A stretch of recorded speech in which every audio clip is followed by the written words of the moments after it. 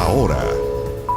Vamos a otro punto de la capital, el Centro de Justicia, porque a minutos de que comience la audiencia de control de detención de Camilo Gajardo Escalona, el supuesto autor de 6 atentados explosivos. Recordemos que fue detenido el día de ayer tras 2 años y medio de investigación por parte del Ministerio Público. Vamos a más detalles justamente en este lugar. Ya estamos en contacto con Andrea Pino. Andrea, te escuchamos. ¿Cómo están? Buenas tardes. A minutos de comenzar ya han ingresado los medios de comunicación con algunas instrucciones. Por ejemplo, no se puede mostrar la imagen de esta persona, del detenido de 28 años, que como decían ustedes, se trata de Camilo Eduardo Gajardo Escalona, que fue detenido ayer a las 6:30 de la tarde en su lugar de trabajo, una hojalatería ubicada en la comuna de San Joaquín. También estuvo el fiscal de la zona sur en el domicilio, en la casa de esta persona, de Camilo Eduardo Gajardo Escalona, en donde, de acuerdo a la información que ha entregado Fiscalía, también se habrían encontrado evidencias respecto de la presunta participación de esta persona en a lo menos 6 atentados explosivos. Estamos hablando de 6 situaciones diversas, de acuerdo a la información que ha entregado la Fiscalía. La primera tiene relación con la fabricación y con el envío de un artefacto explosivo al expresidente del directorio de Codelco, Oscar Landerreche. Esto ocurrió en enero del año 2017. Más tarde habría puesto un artefacto explosivo en un paradero del Transantiago en Vicuña Maquena con Bilbao en enero de este año. Luego el envío de una carta bomba al presidente de Metro en mayo pasado. También se le imputará un atentado frente a la Universidad Raúl Silva Enríquez y otro en la Escuela de Agronomía de la Universidad de Chile, junto con un ataque incendiario en un bus del Transantiago. Vamos a escuchar de inmediato lo que está ocurriendo al interior de esta sala de audiencia.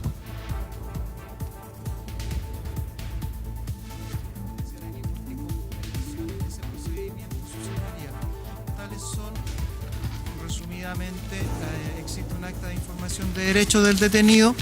Resumidamente, digo, su señoría, los antecedentes de la detención.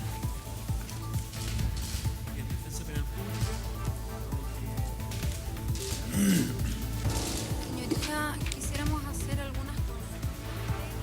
Bien, ahí está comenzando entonces la audiencia, de control de detención y luego la posterior formalización de Camilo Eduardo Gajardo Escalona, hasta ahora el único presunto responsable de la fabricación, colocación y envío de al menos 6 artefactos explosivos. Revisemos las declaraciones del fiscal nacional Jorge Aot, que se refirió esta mañana a lo paradojal que podría resultar formalizarlo por la ley antiterrorista, pese a que el fiscal nacional dice que efectivamente estos hechos tienen características de atentado terrorista, pero al invocar la ley podría esto resultar beneficioso para quien sea próximamente imputado. Vamos a revisar esas declaraciones.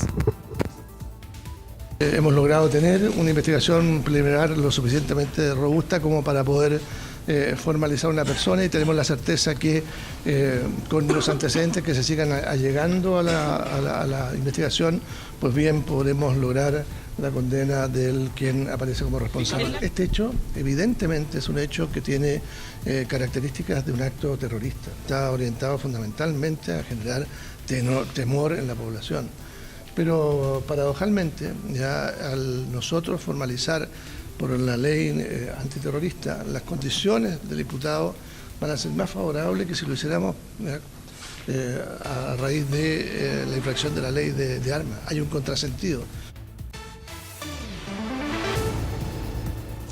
El fiscal regional sur, Héctor Barros, estuvo ayer también en las diligencias que se realizaron en el domicilio del presunto responsable, decíamos, de la fabricación, colocación y envío de estos artefactos. Dijo el fiscal que esta persona sería una especie de lobo solitario en términos de cómo actúa y cómo trabaja, y además estaría vinculado a este grupo ecoterrorista autodenominado individualistas tendiendo a lo salvaje, que de acuerdo a la información que se maneja hasta ahora, mediante un comunicado que fue publicado en internet, habrían dicho que no conocen a esta persona, Camilo Eduardo Gajardo Escalona. Vamos a revisar las declaraciones del fiscal para luego seguir revisando reacciones.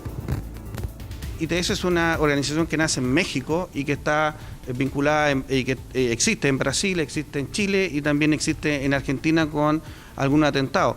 Pero no es que acá haya una manada o un grupo de personas que están dedicadas a este tipo de elementos. Lo que nosotros tenemos objetivamente, y es el principio que nosotros tenemos que regirnos en nuestra investigación, es a una persona confeccionando artefactos y a una persona enviándolo o colocándolo, y eso ustedes van a poder percatarse en la audiencia de formalización correspondiente porque lo estoy diciendo.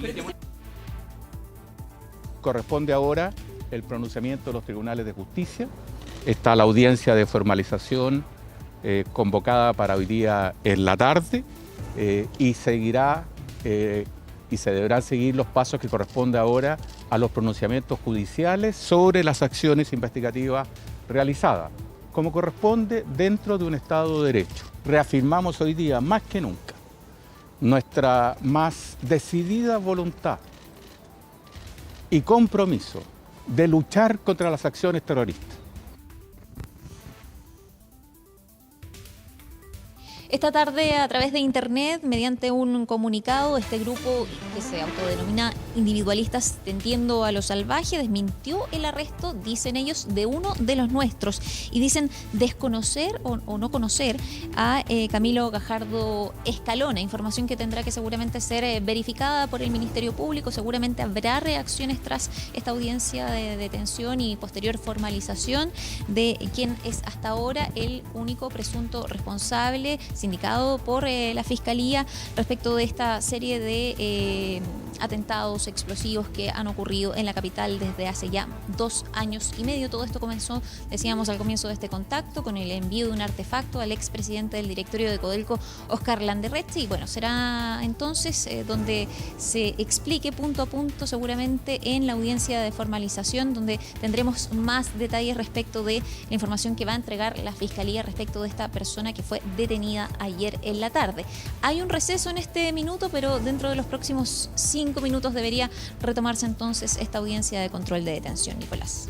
Claro, Andrea, importante por supuesto, en una semana marcada también por algo relacionado evidentemente a este tipo de hechos, lo que fue la discusión en el Senado, la votación en general finalmente de la ley corta antiterrorista, el proyecto de ley corta antiterrorista. Vamos a volver de inmediato contigo en unos minutos más, Andrea Pino, con todos los detalles, pero vamos unos segunditos a la sala de audiencia justamente en el Centro de Justicia para escuchar parte de lo que se está exponiendo por parte del Ministerio Público contra este imputado. Informarle a la defensa la petición de una orden de detención efectuada en términos de urgencia al tribunal, y desde esa perspectiva la respuesta directa es no. Ocurre que cerca de las 19:30 horas la Defensa Penal Pública toma conocimiento de la existencia de un detenido en la causa que nos convoca. A las 19:35 horas del día de ayer, a través de la prensa, su señoría, porque se informó a través de diversos medios de comunicación social que existía esta detención. Como señalaba, a las 19:35 horas, la Defensa Penal Pública, en este caso a través de su defensora regional sur, doña Viviana Castel, llamó directamente a don Héctor Barros para solicitar información acerca de si existía alguna persona detenida en relación a el caso que se habría producido una detonación de un artefacto explosivo en la comisaría 54, comisaría Huechuraba, y también la colocación de un artefacto en las oficinas del exministro Hinspeter. A esa consulta, el Ministerio Público respondió que no, y que la persona que se encontraría vinculada y que se encontraría detenida tendría relación más bien con el artefacto explosivo que se habría detonado en el domicilio de don Óscar Landerreche. Ante aquello, su señoría, nuestra defensora regional, Viviana Castel, consultó acerca del lugar donde se encontraba detenido. Se informó que se trataba de nuestro defendido, don Camilo Gajardo Escalona, de 28 años, y se señaló estar detenido en la 33 comisaría de Ñuñoa. El fiscal, su señoría, don Héctor Barros. Esa es una comunicación que se dio vía telefónica. A partir de ese momento, su señoría, la defensa penal pública comenzó a ejercer el derecho a la defensa de nuestro defendido, que desde el punto de vista procesal penal está asegurado desde los primeros actos de la investigación que se dirijan en su contra. La defensa penal pública se hizo presente y nos constituimos personalmente, quien habla, Alejandra Rubio, y mi colega Fernanda Buller, en la 33 comisaría de Ñuñoa, ya en horas de la noche. Hicimos nuestro ingreso a la comisaría a las 22:10 y nos anotamos en el libro de guardia a las 22:15. En ese lugar solicitamos se nos confirmara la presencia de nuestro defendido en dicho recinto policial, lo que fue constatado positivamente en breves minutos por personal de dicha comisaría. Lo que se sucede después es lo que nosotros vamos a solicitar que se valore como una afectación al derecho a la defensa, y consecuencialmente vamos a solicitar que se decrete la ilegalidad de la misma. Ello fundado en lo siguiente, su señoría. Como señalaba, a las 22:15 se produce el ingreso formal de la defensa penal pública a la comisaría 33 de Ñuñoa. En ese momento, luego de que se nos confirmó la presencia de nuestro defendido en dicho recinto, solicitamos entrevistarnos privadamente con él. Ese contacto solo se pudo lograr a las 12:15 del día de hoy, previo interposición de un amparo de carácter telefónico vinculado al artículo 95 del Código Procesal Penal, que interpuse yo misma, su señoría, puesto que, no obstante nosotros estar prestos a poder prestar la asesoría jurídica y el derecho a defensa, materializarlo a través de una entrevista privada con nuestro defendido, esa situación en definitiva no se llevó a cabo, sino solamente a través de, como señalaba, la interposición de acción constitucional, acción procesal penal de amparo. Y esto tiene relevancia, en nuestra opinión, con la afectación al derecho material de la defensa, de la siguiente manera. Nuestro defendido fue detenido a las 18:30 horas en la vía pública. De acuerdo a nuestros antecedentes, su señoría, nuestro defendido luego fue trasladado por personal de Carabineros a un centro hospitalario a constatar lesiones. Con posterioridad se trasladó a la Bocar a efectuarse distintos procedimientos de toma de huella, y además, su señoría, se efectuaron diversas actividades de carácter investigativo y además de carácter incriminatorio, que voy a exponer y que voy a analizar de manera detallada. Señoría, en este caso se efectuó la toma de muestras de ADN a través de un examen de muestras de sangre que habría sido consentido por nuestro defendido. Además, se obtuvo algún tipo de muestra de sus manos y de sus zapatillas a través de el contacto de la superficie de sus manos y de sus zapatillas con alcohol. También, su señoría, se tomaron fotos y videos de carácter simultáneamente de mi defendido estando de pie frente a una regla, suponemos que para medir altura. Se tomaron fotografías donde se le solicitó que mirara hacia adelante, hacia un costado y hacia abajo. Nuestro defendido también tuvo que hacer el símil de levantar los brazos hacia arriba como teniendo un objeto entre sus manos. Tuvo que levantar la planta de los pies estando de pie, haciendo como que caminaba. Y estas actividades, su señoría, se realizaron aparentemente con la anuencia de nuestro defendido. Como señalaba su señoría, a partir de las 19:35 horas, el Ministerio Público tomó conocimiento por parte de nuestra defensora regional que la defensa penal pública se hacía presente en este caso. Siendo así las cosas, la defensa penal, en este caso, representando los derechos de nuestro defendido, debimos estar presentes, enterados, informados de la existencia de estas actividades de investigación que son de carácter netamente incriminatorio. Ninguna de estas actividades está vinculada a descartar la participación de nuestro defendido.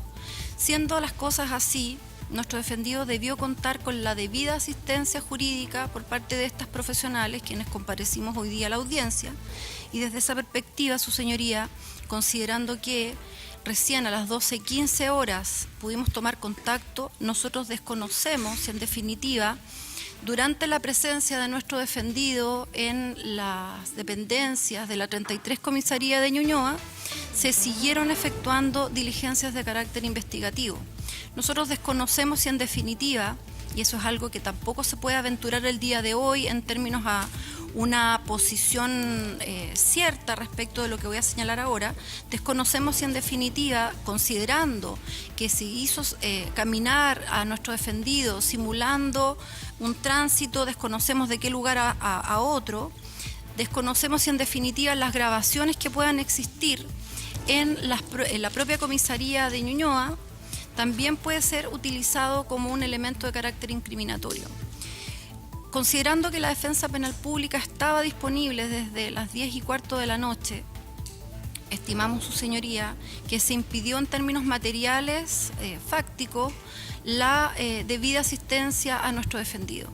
Y desde esa perspectiva, su señoría, consideramos que todas las actividades de investigación que se realizaron sin nuestra presencia, sin la debida asistencia, ciertamente afectan la legalidad de los antecedentes que la Fiscalía pudiese esbozar el día de hoy para fundar participación en este caso.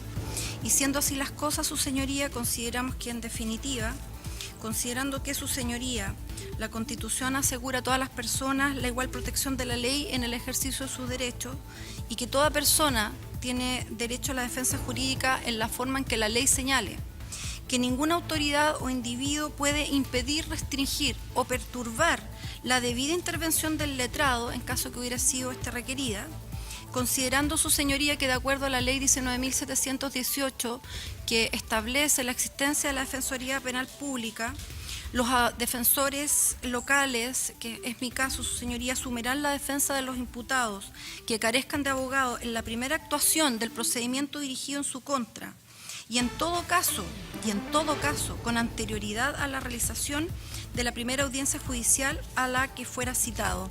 Creemos, su señoría, que además, considerando que nuestro defendido tiene calidad de imputado de acuerdo al artículo 7º del Código Procesal Penal, desde que se le atribuye participación en un hecho punible, desde que se entiende tal situación desde la primera actuación del procedimiento dirigido en su contra y hasta la completa ejecución de la sentencia, señalando y precisando el artículo 7º del Código Procesal Penal, que se entiende por primera actuación del procedimiento cualquier diligencia o gestión, sea de investigación, cautelar o de otra especie, que se realice por o ante un tribunal con competencia en lo criminal, por el Ministerio Público o por la policía en que se atribuyera a una persona responsabilidad en un hecho punible.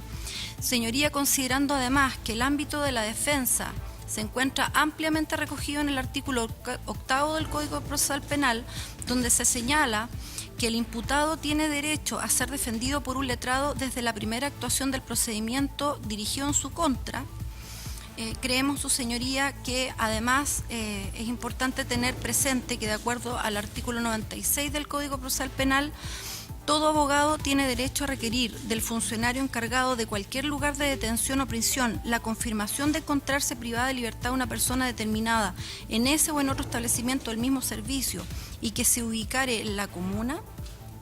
Y por último, que de acuerdo al artículo 93, letra B del Código Procesal Penal, todo imputado tiene derecho a ser asistido por un abogado desde los actos iniciales de la investigación y particularmente, su señoría, en aquellos actos de investigación que son de carácter incriminatorio, como ciertamente lo son las actividades que se llevaron a cabo el día de ayer, sin la presencia y la debida asistencia de nuestro defendido, es que creemos que en definitiva esta afectación material al derecho de la defensa torna en ilegal la detención que se pudiera hacer el día de hoy, sobre todo considerando su señoría que no se ha expuesto antecedente alguno que funde en definitiva y que permita controvertir de parte de la defensa los antecedentes que podrían esbozarse como constitutivos de participación. En eso fundo mi alegación, magistrado. Parece observar el Ministerio Público, su señoría, una subversión total de las normas sistemáticamente establecidas por el legislador en el Código Procesal Penal en este orden de situaciones. ¿A qué me refiero? A que no estamos, su señoría, en una situación de flagrancia, en donde evidentemente las posibilidades de contrastar por parte de la defensa lo acaecido materialmente y que debe ser sopesado directamente por parte de la policía fundamentalmente, es objeto de escrutinio inmediato y general. Estamos en este caso, su señoría, ante una situación diversa, una orden de detención despachada por parte de este tribunal en base a antecedentes que le han sido previamente entregados y relatados, entiende en este caso particularmente estos fiscales, su señoría, ante el tribunal el día de ayer en una... Entiende nuevamente este fiscal, su señoría, en una exhaustiva presentación de antecedentes que motivaron en definitiva la expedición de una orden de detención por la participación que le cabe, a nuestro entender, al imputado aquí presente en la comisión de una multiplicidad de delitos que pueden ser enmarcados en el contexto de la ley 18.314 que sanciona conductas de carácter terrorista conforme nuestro legislador. Eso como primera cuestión, su señoría. En definitiva, lo que pretende la defensa es cuestionar la disposición judicial que acogió la pretensión del Ministerio Público en orden a que efectivamente existían antecedentes suficientes para el despacho de dicha orden de detención. En segundo lugar, su señoría, dar cuenta que los antecedentes fueron expuestos a las 15:20, señale su señoría, a las 15:20 horas se autorizó por parte del tribunal la orden de detención y otras autorizaciones. Se materializa a las 18:30 horas sin obligación, y el Ministerio Público va a insistir en eso, sin obligación existente alguna en orden a que debiéramos alertar a la defensa, su señoría, de que el Ministerio Público mantenía, o más bien la policía mantenía en su poder, una orden de detención respecto de una persona particular, concreta, determinada. Me parece que eso no resiste mayor análisis. La detención se practicó a las 18:30, en ese mismo momento, su señoría, y existe la constancia debida mediante el acta de lectura de derecho existente en la carpeta investigativa, se le dio cuenta, 18:30 horas, al imputado mayor de edad y que entiende el Ministerio Público no posee ningún tipo de alteración psicológica ni psiquiátrica, su señoría, se le dio cuenta de sus derechos en carácter de imputado. Entre ellos, evidentemente, su señoría, el derecho de contar inmediatamente con defensa técnica, letrada, y también fundamentalmente el derecho a guardar silencio. En este contexto, su señoría, y conociendo la policía que materializó la orden de detención, es que fue consultado el imputado, insisto, mayor de edad y carente, absolutamente, entiende el Ministerio Público, de alguna alteración psiquiátrica o psicológica, accedió a la materialización de, y le consta al Ministerio Público, una diligencia investigativa, cual es la siguiente, su señoría. A las 20:15 horas, y hay constancia de ello mediante un acta de autorización voluntaria para toma de muestra biológica levantada por personal del Lavocar, doña Claudia López Metayer, me parece que es el segundo apellido, que tomó la muestra, en este caso para obtención de perfil genético, a las 20:15 horas, de Camilo Eduardo Gajardo Escalona, y existe una firma por una parte, su señoría, y la impresión de uno de sus dedos también junto a la firma. 20:15 horas, su señoría.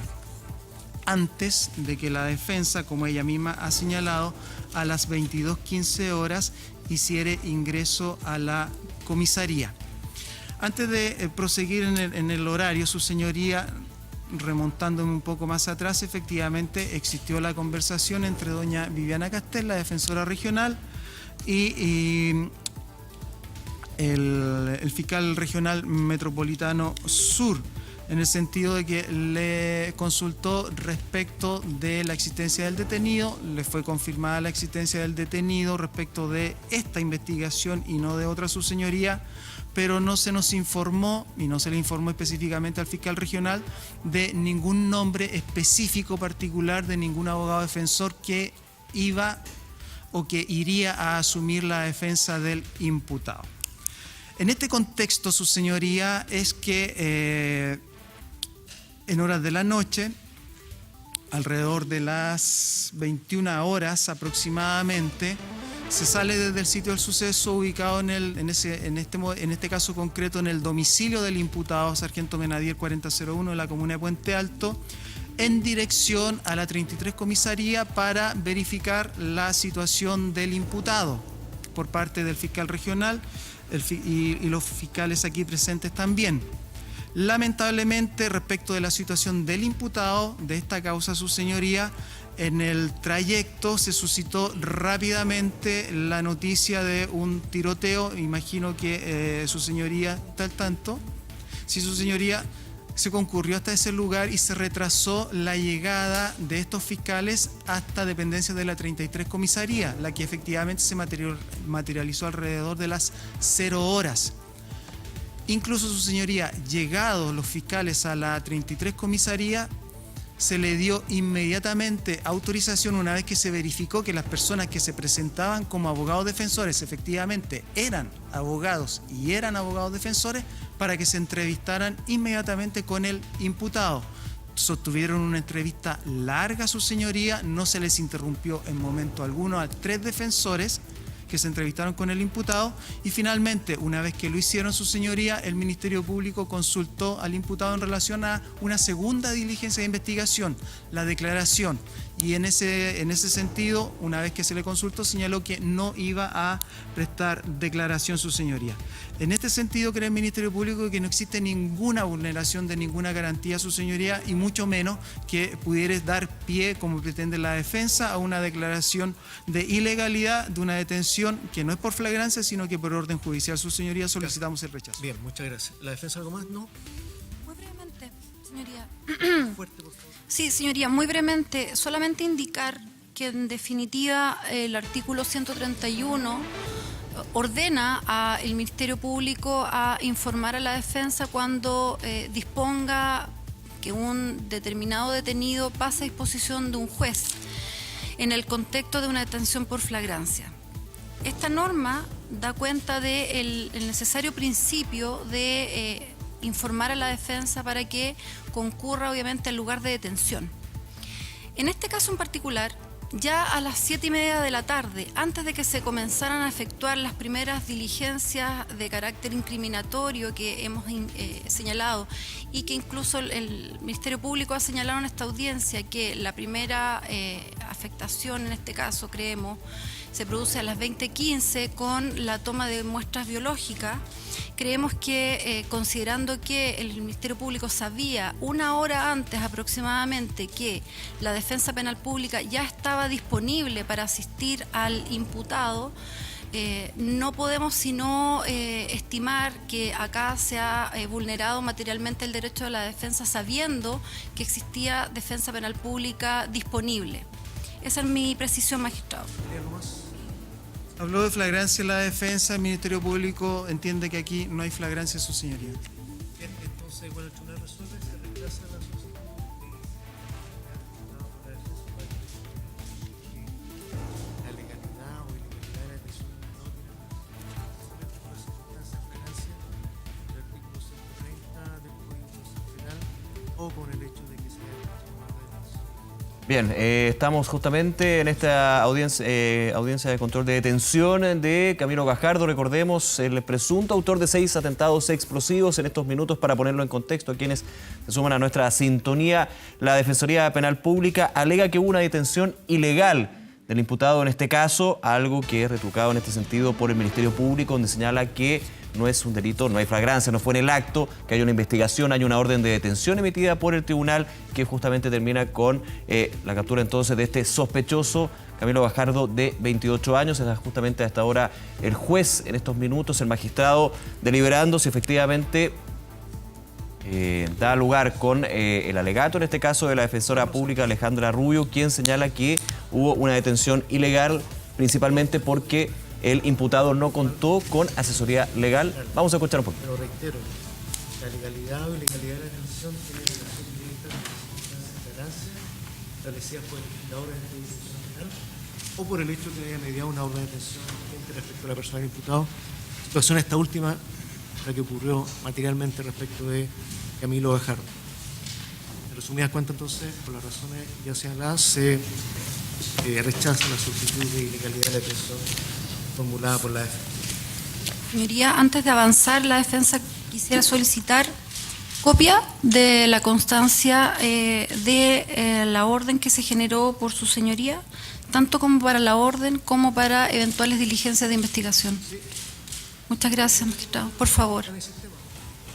Bien, ahí teníamos entonces una primera incidencia en este control de detención entonces del supuesto autor de 6 atentados explosivos detenido el día de ayer. Se rechaza, se desecha entonces la posibilidad de una detención ilegal, lo decía en estos minutos el magistrado, por lo cual sigue su curso entonces hasta el minuto el control de detención y como escucho se está pidiendo un nuevo receso por parte de la Defensoría Penal Pública, la Defensora Penal Pública, en este caso Alejandra Rubio. Vamos a estar atentos, por supuesto, a los pormenores de este control de detención. Aún no hay confirmación de si efectivamente se podría llegar a una formalización. Ya lo decía durante la mañana el fiscal nacional Jorge Abbott, también si se va a formalizar por la ley antiterrorista o por la ley de control de armas. Hay un tema evidentemente más bien técnico que tiene que ser cotejado por el Ministerio Público y si efectivamente se llegara a hacer la formalización el día de hoy, lo que serían las eventuales medidas cautelares y el plazo de investigación de este caso. Recordemos 6 atentados explosivos, entre ellos la carta bomba que fue enviada al presidente de Metro, Luis de Grange, también anteriormente hace 2 años y medio aproximadamente al entonces presidente del directorio de Codelco, Óscar Landerreche, y se suma también un artefacto explosivo que detonó en un paradero de Vicuña Maquena y que terminó con 5 personas lesionadas por este hecho. Imagen en vivo entonces del Centro de Justicia, el control de detención, ya la primera incidencia es rechazada por parte del juez, una eventual detención ilegal, acusaba a la Defensoría Penal Pública no haber contado con la asesoría legal, solamente haber tenido contacto por teléfono alrededor del mediodía. Vamos a estar, por supuesto, con más antecedentes de lo que está sucediendo en el Centro de Justicia con este caso.